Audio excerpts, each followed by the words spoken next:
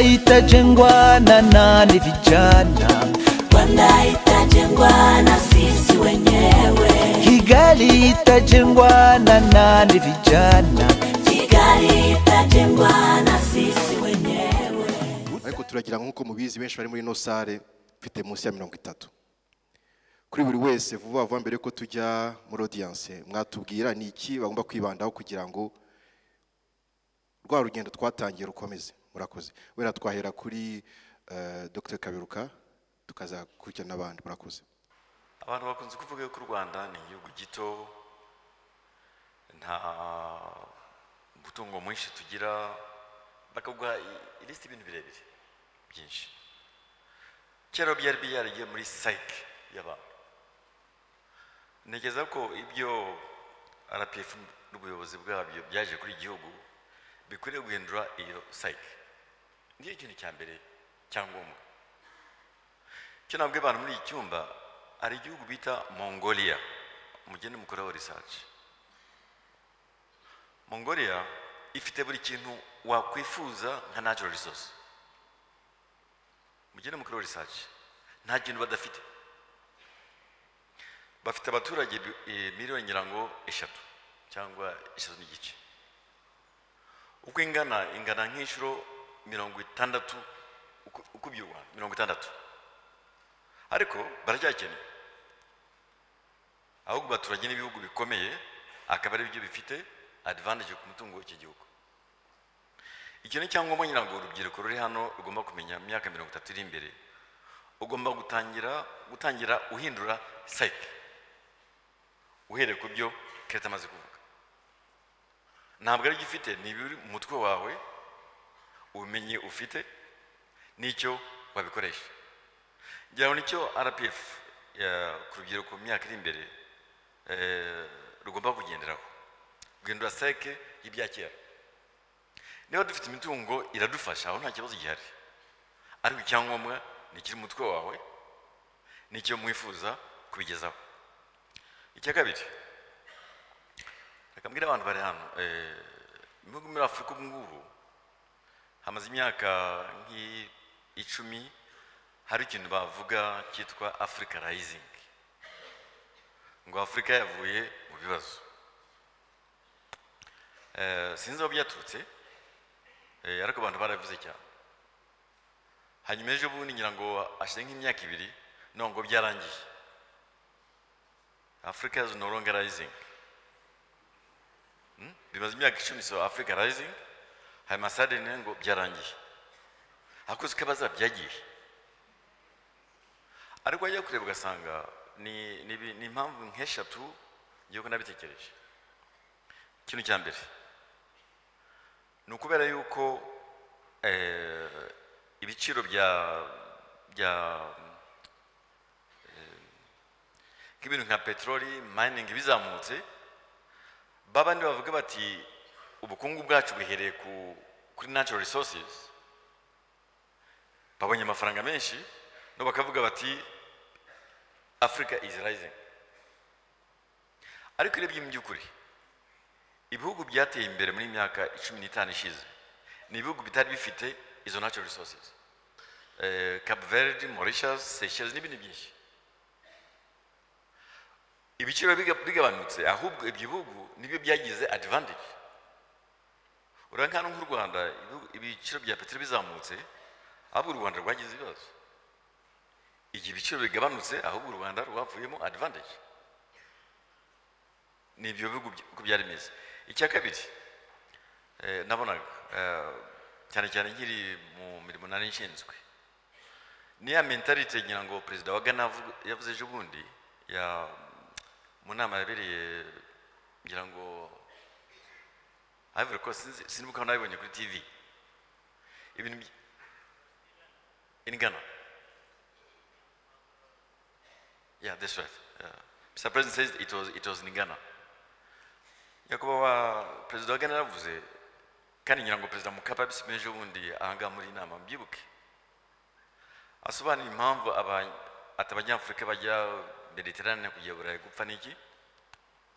Ati muri 19th century abantu bahungaga ibihugu byabo benshi baraba Italians na Irish. Ahubwo burya yagombaga no kongezaho n'aba Scandinavians n'ubahungaga ari benshi ku bihugu byabo nta cyagendaga. Ariko as soon as they fixed mu bihugu byabo what was not working, icyo kibazo barikemuye. Ara muri Afrika rero iyo abantu bagize ibibazo bagira ngo the solution is to go away, no kugenda mukajya hanze cyangwa se mugashaka abantu bo hanze bafasha ibyo bihugu. Ngira ngo urubyiruko ruranga rugomba kumenya icyo kibazo. The solution is here.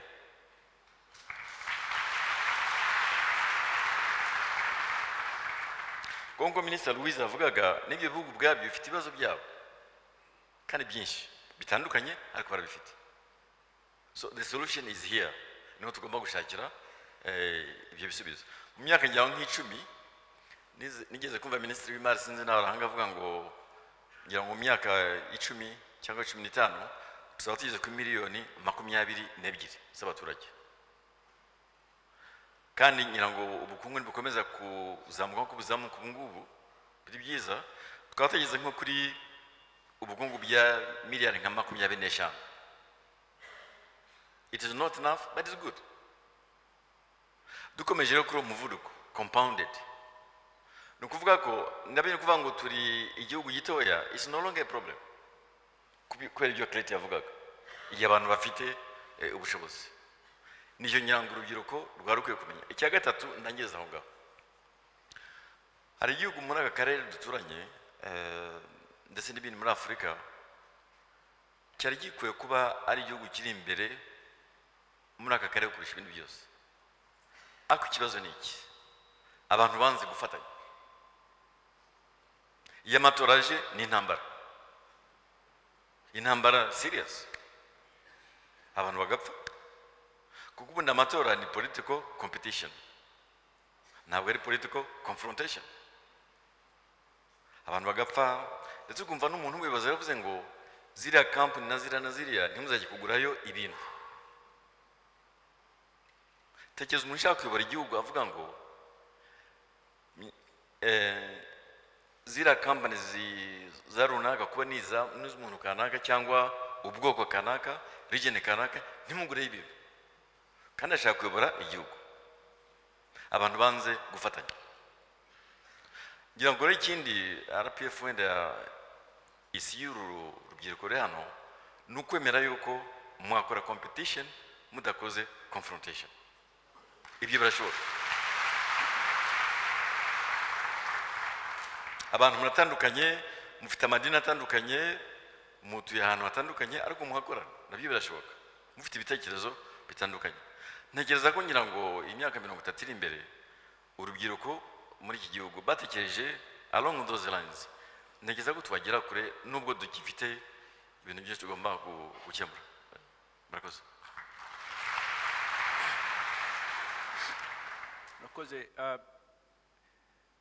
Nongera ku byo Dr. Kaberuka yaravuze, imyaka 30 hari ubwo igaragara nk'igihe gito, ariko ni n'igihe kirekire. Kuko iyo umuntu asubije amaso inyuma ukareba imyaka 30 guhera 87 igihe RPF Inkotanyi yatangiraga, byinshi byagiye bihinduka ku isi, ariko no ku rwego rw'umuntu ku giti cye. Ubwo rero kugira ngo umuntu atekereze uko isi izaba imeze cyangwa igihugu, umuryango, nta precision yabamo. Niyo mpamvu n'abagerageza kubisobanura bagira abantu inama uburyo bakwifata kugira ngo mu myaka yindi 30-50 bashobore kuba bashobora guhangana n'ibibazo ku isi, bashingira henshi ku ndangagaciro kurusha ku bindi bintu wavuga. Nk'abanyamuryango ba RPF Inkotanyi, amasomo twabonye guhera muri imyaka 30 ishize nuko umuryango wacu washoboye kugera ku byo wagejeje ku gihugu cyacu bishingiye ku ndangagaciro z'ubushishozi, kwihangana, kwitanga, gufatanya no kureba imbere. ubwo ngerageje kuvuga bike ni byinshi, nkumva nk'urubyiruko ari ngombwa yuko rwazibanda cyane kuri bene izo ndangagaciro kurusha kuvuga ngo nziga physics, engineering, technology n'ibindi, kuko hazabaho byinshi bihinduka, ndetse n'ibyo ni byiza yuko abantu bahitamo ibyo biga kubera yuko technology nayo izahindura isi cyane. Natangiye kare mvuga ko muri 1987 mobile phone zari zitarabaho, nta wari uzi email, benshi batangiye kuzikoresha nko muri abatangiye kare nko muri 1991. Uyu munsi nta ushobora kumenya technology yo mu myaka 30 aho izaba igejeje isi n'ibizaba bikenewe. Icyangombwa nuko abantu bagomba guhora biteguye kandi igihe cyose bafungutse kugira ngo bashobore kwakira bishya bije, yaba ari ibibafitiye advantage cyangwa se n'ibindi bije bishobora kubabera imbogamizi kugira ngo bahangane nabyo.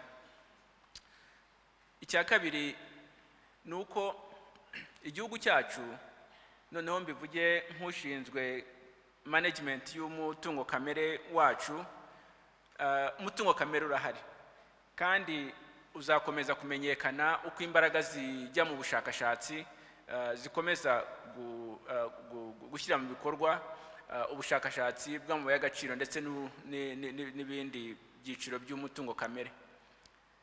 Uzakomeza kuwubyaza umusaruro kugira ngo ugirire akamaro abanyarwanda, ariko ntabwo umutungo kamere ari wo uzaba ifatizo rikomeye ryo kubaka ubukungu n'imibereho y'abanyarwanda mu gihe kirambye, igihe kizaza. Ahubwo nk'uko nyakubahwa chairman wacu yabivuze ejo, ubukungu nyabwo burambye buzubaka igihugu cyacu n'abana b'abanyarwanda. Niyo mpamvu iyo abantu barebye ibihugu byashoboye guhindura umutungo kamere kugira ngo ugirire akamaro ibihugu n'abatuye ibihugu byabo, nuko ikiva muri uwo mutungo kamere gishyirwa mu kubaka umusingi w'ibyo bita productive asset. Umutungo kamere ntabwo ari productive asset, babyita natural asset, kuko ni ikintu Imana yaguhaye cyangwa se abakurambere bawe batuzigamiye, ntabwo cyo cyonyine gifite akamaro, ariko iyo bishoboye gukoreshwa bikabyazwa umusaruro uvuyemo ushyirwa mu zindi assets, productive assets, ari ubwenge, ubushobozi, institutions, technology n'ibindi bishobora kubyara umusaruro wiyongera, uzahora wiyongera kugira ngo uzagirire akamaro n'izindi generations z'imbere. Byumvikana rero yuko ubushobozi buzubaka igihugu cyacu mu myaka 30-60 iri imbere buzaturuka muri izo assets zindi nshya zizubakwa mu bana b'abanyarwanda, bishingiye birumvikana ku bushobozi buzaba buvuye mu byo dufite. Icyanyuma nshaka kugira ngo nsorezeho nuko uko isi igenda ihinduka, hazamo n'imbogamizi cyangwa se bakwita ngo ni blind spots. Iyo utwaye imodoka bashyizeho side mirrors kugira ngo ujye ureba mu mbavu z'imodoka yawe utwaye n'imbere ndetse n'ireba inyuma, ariko burya zose ntabwo zijya zihareba hose. Hari ubwo biba ngombwa ugakebuka kuko hari blind spot ibi hari iruhande rwawe aho utwaye mu muhanda. Ni ngombwa yuko nk'urubyiruko buri gihe duhora tureba muri izo blind spots kugira ngo hatazagira ikiguturuka muri humye, nka babandi bavuze ngo by'abaturutse muri humye, kuko bihoraho. Bishobora kuza ari technology, bishobora kuza ari ibyorezo by'indwara, bishobora kuza ari imico mibi abantu biga ari bakuru, bishobora kuza mu buryo butandukanye bikagutungura kubera yuko utarebye, utakebutse ngo urebe muri blind spot yawe. Icyo gihe nidukomeza izo ndangagaciro tukubaka neza ibiva mu mutungo kamere wacu, twubaka umutungo urambye, tukajya dukebuka tukareba muri blind spots, nta gushidikanya yuko urubyiruko rwa RPF Inkotanyi rufite ubushobozi n'ubushake bwo kuzakomeza guteza imbere igihugu cyacu nk'uko babisabwa. Murakoze. Njye ndumva nta kintu nakongeraho kinini kirenze ibyo twaganiriye, gusa navuga ikintu kimwe cyangwa bibiri. Nk'umuntu wabaye hanze kandi kiba hanze, iyo usubije amaso inyuma ukareba ibyabaye muri iyi myaka 30 ishize, byasabye gushishoza, byasabye ubutwari, byasabye kwitanga, byasabye n'ubupfura. Ukomeje imbere, mfashe urugero rwa ya modoka wavugaga, burya hari impamvu ikirahuri kireba inyuma kiba gito, ikireba imbere kikaba kinini. Nuko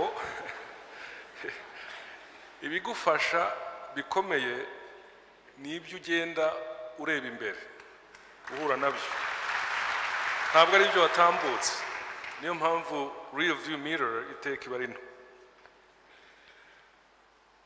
Icyo ni icya mbere. Icya kabiri, niba koko kureba imbere ari byo bifite akamaro, ntabwo bishobora gutungana neza bitarimo urubyiruko n'uko turutegura. Ari byo twavugaga kurwigisha ibyo mu bitabo, ariko ukabigisha nuko impamvu z'ibitekerezo zishyirwaho hanyuma bikajya mu bikorwa, kandi bikaba ari ibikorwa bifitiye akamaro rubanda nyamwinshi n'ikiremwa muntu, ariko n'uwabitekerejeho nawe akagira icyo akuramo. Ibyo rero bigatuma njye nabwira urubyiruko ni noneho, niba ureba inyuma muri iyo myaka 30 ishize, ukaba ushaka kureba imbere mu myaka 30 yindi iri imbere, ujye wibuka wa mugani bavuga ngo utaraganiriye na se ntamenye icyo sekuru yasize avuze, kandi ngo utaza haturuka ntamenya neza hajya. Icyo ni icya kabiri. Ubu rero urubyiruko ruri imbere nirwo ruzakomeza, abandi tukomeze tubatera inkunga, tubigisha ibyo umuco, ariko ndumva imbere ndahabona ari heza. Niba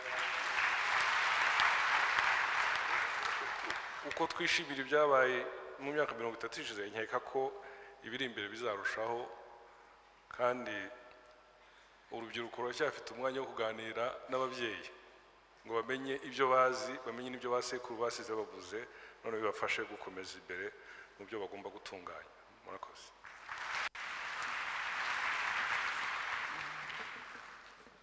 Iyo umuntu yitegereje neza aho igihugu cyacu kigeze, umurage ukomeye cyane FPR Inkotanyi yazaniye u Rwanda ni ukubaka izina ry'igihugu.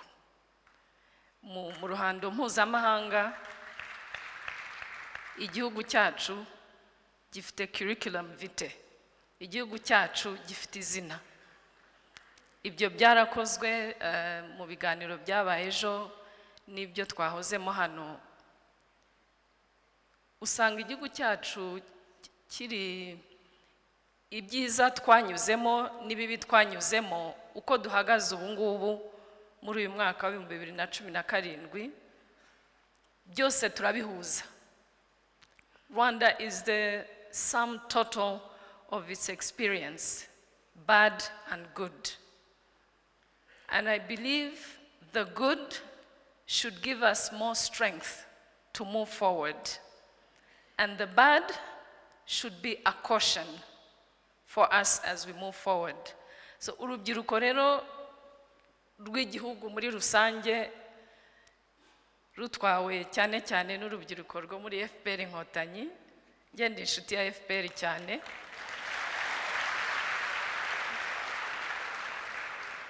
Ndi inshuti ikomeye ya FPR Inkotanyi. Mu myaka iri imbere, icyo mbona urubyiruko rwacu rukwiye kwitaho ni quality. We need to move to quality.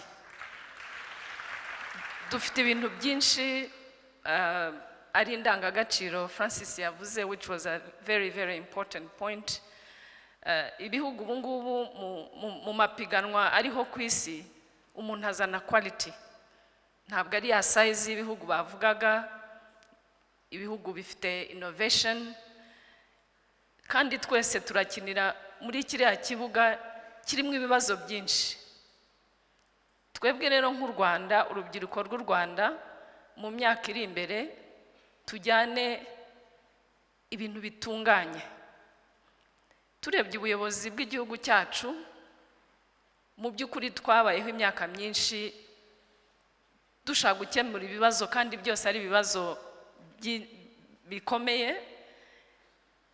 Tugenda twihuta, none tugeze aho tugeze, kandi kuko turabona ko ari heza, dutera indi ntambwe. Let's strive for quality. Tuzapiganwe mu isi nk'igihugu tugendeye kuri quality tuzanye twebwe nk'u Rwanda. Ibyo biradusaba, abagenzi banjye babivuzeho, gufata knowledge dufite, gufata indangagaciro dufite, tukabiteranya, kubera biriya twavuze by'uko isi one can anticipate, ariko ushobora anticipating ikintu ntikibe. Urubyiruko rwacu rugomba kuba rwiteguye to adjust, gushyira ibintu ku murongo bitewe n'aho isigana. Ndumva ari byo bitekerezo nasangira mu gusoza kino kiganiro. Murakoze.